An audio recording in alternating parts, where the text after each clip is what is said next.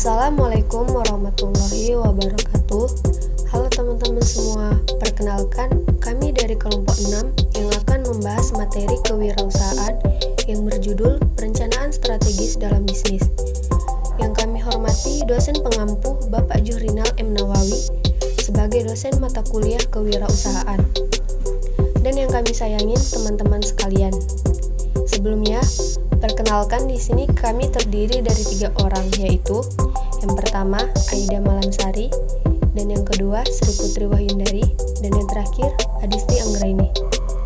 Berikut judul yang akan kami bahas, yaitu yang pertama manajemen dalam kewirausahaan, dan yang kedua fungsi manajemen dalam kewirausahaan, dan yang ketiga sarana manajemen, dan yang keempat peran-peran manajemen, dan yang kelima langkah-langkah rencana strategi dalam manajemen bisnis, dan yang keenam mengimplementasikan rencana bisnis, dan yang ketujuh kegagalan dalam perencanaan dan pelaksanaan bisnis.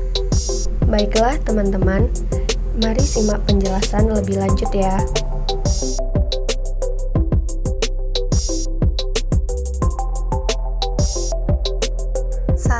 Manajemen dalam kewirausahaan. Pengertian manajemen. Berdasarkan pengertian secara etimologis, muncullah konsep manajemen yang secara terminologis menurut Apley berarti the art or art of managing, conducting, directing, and controlling. Manajemen merupakan kegiatan atau seni dalam mengurus atau memimpin, mencapai, dan memerintah, membimbing, mengarahkan, dan mengendalikan.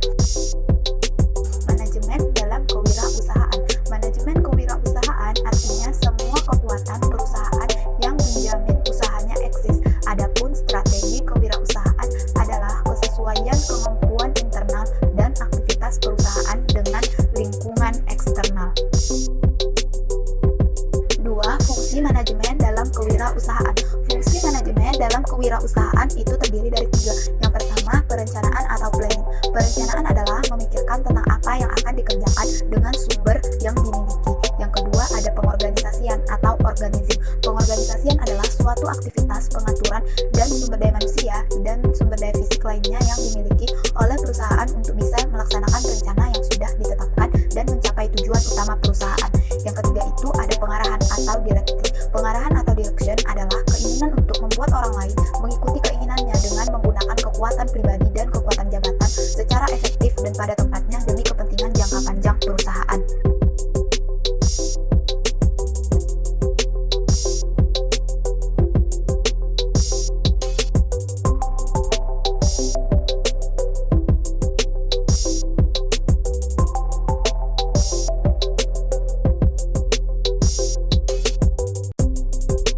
Yang keempat, peran-peran manajemen. Di dalam suatu perusahaan tidak memiliki manajer, maka bisa dipastikan bahwa perusahaan tersebut akan bangkrut. Karena proses manajemen dalam perusahaan tersebut tidak berjalan dengan lancar. Meskipun sumber daya alat dan infrastrukturnya lengkap, namun apabila tidak ada yang mengatur, maka hal itu tidak akan ada artinya. Oleh karena itu, peran manajer sangatlah vital. Adapun peran-peran manajemen yaitu 1. Hubungan antara perencanaan dengan fungsi manajemen, dan yang kedua, hubungan pengorganisasian dan penyusunan personalia, dan yang ketiga, hubungan perencanaan dan pengarahan, dan yang keempat, hubungan perencanaan dan pengawasan.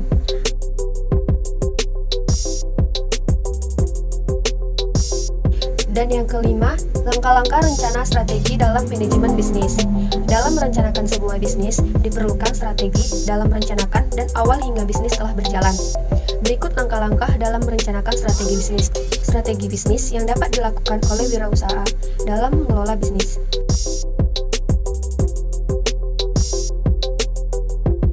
Yang keenam, mengimplementasikan rencana bisnis. Bahkan rencana bisnis yang paling dipikirkan adalah tumpukan kertas jika tidak digabungkan dengan panduan yang jelas mengenai jalan Anda menuju pelaksanaan rencana bisnis.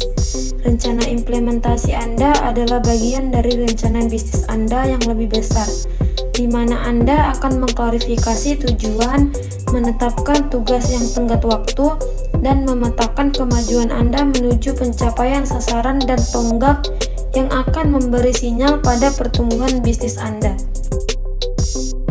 Ada pun beberapa cara untuk mengimplementasikan rencana bisnis. Yang pertama, mendefinisikan tujuan yang jelas. 2. Memecah mereka turun ke tugas.